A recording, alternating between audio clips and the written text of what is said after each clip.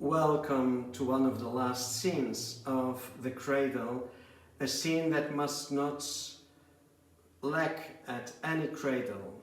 We know about these kings coming from far, and they were following the star, which was so bright, and they had hunger and thirst to come to the true light, the thirst to come to the King of Kings, to Jesus. And in the prophet Isaiah, in the 60th chapter, it is said, "Your light has come, the glory of the Lord shines upon you.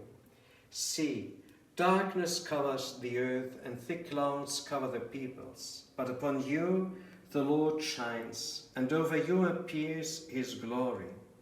Nations shall walk by your light, and kings by your shining radiance. Raise your eyes and look about. They all gather and come to you. Your sons come from afar, and your daughters in the arms of their nurses." Well, it is the accomplishment of the prophecy of God that his people who was living in the exile, in a forced exile in Babylonia, they would come back.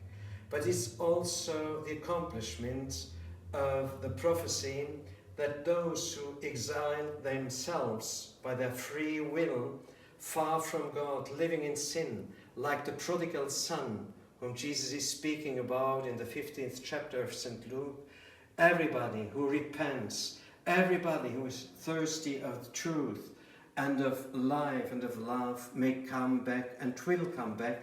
And with great tenderness they are brought back, just as he said it here, "And your sons come from afar, and your daughters in the arms of their nurses." May we all, with the shepherds, with the kings, even with the animals, come back to God with all our hearts and be in adoration before Jesus, the King of Kings, the light of all lights, in him, and give him all power, honor, and glory. O come, let